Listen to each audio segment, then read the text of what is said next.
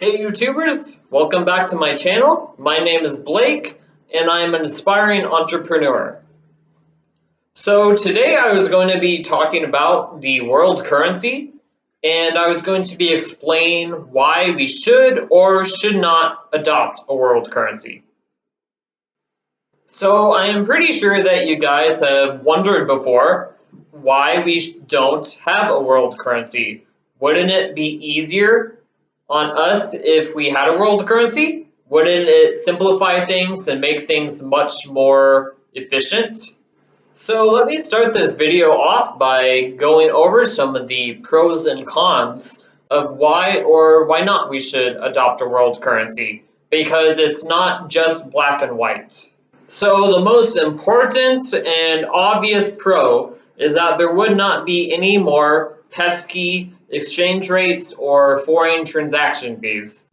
So that would mean you would be able to study abroad or travel abroad, and you would not have to worry about there being a fee for using your home currency and using it in this new place.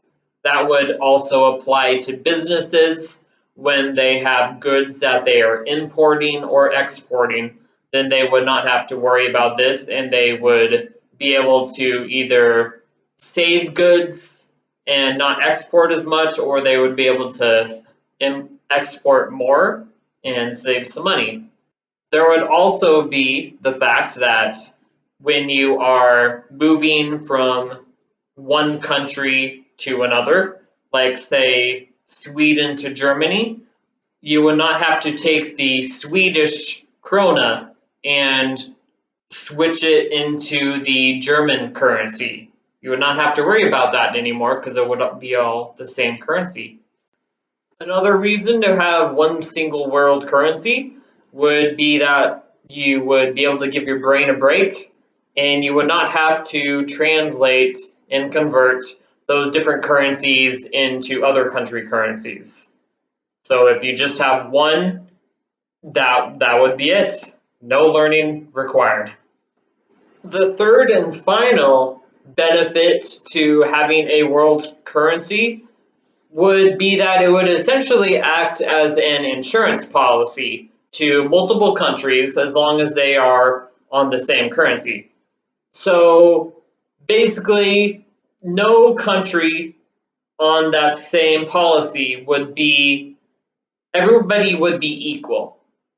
So if one country had their currency prices raised or lowered, then the other countries on that same policy would also have that same effect, and vice versa. So it would protect everyone, so there would be a fairness.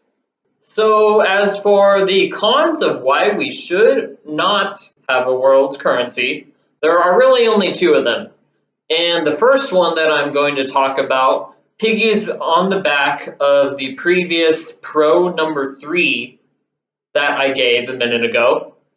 And it says that if all the countries are equal, then none of them really have individual powers. So say that one country was in a recession while another country next to it was still at their normal value of currency.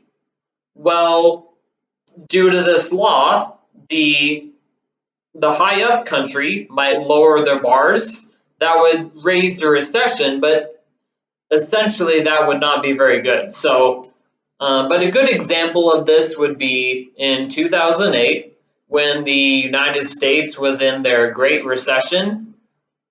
Yes, it did hurt other regions of the country through trading and stuff, but essentially, because the United States has a currency that is only limited to that country, the recession effects could have spread a lot more harder and done a lot more damage if we did have one single world currency. So the second major con to not having a world currency would be that it would effectively devalue different countries when they want to trade, and it would essentially eliminate competition. So if everybody in the whole world had the same currency, and then they would have the same exchange rates and everything, pretty much all the same stuff to offer, then say if Canada wanted to trade with another country, there wouldn't be really any reason for Canada to go with one specific country because they would have nothing more to offer than any other country. So, after going over all of that information, over the pros and cons, you can probably see why there is not a world currency in place right now. It would be too much of a burden and it could have the potential to destroy other economies of countries, and it would make the playing field too even if there is a world currency. So I think an important factor to take note of is that some countries have started to venture into the world currency idea and have tried to make it work on a smaller and regional scale. So, for example, take the US or Europe. The US, every single state in there is based on the US dollar, and that makes it a lot easier since it is very small and controlled. Then, if you look at Europe, because all of the countries, most of them use the euro, the countries there are all united, and it is very easy to travel from one country to another in that region. So it seems that having a very small regional based and controlled currency is the way to go from here. It seems lots of countries are starting to test out the idea and see if it would work. And I personally think it's a really good idea just because it does eliminate all those transaction fees that you do not want, and it just makes it easier for traveling people in that specific region.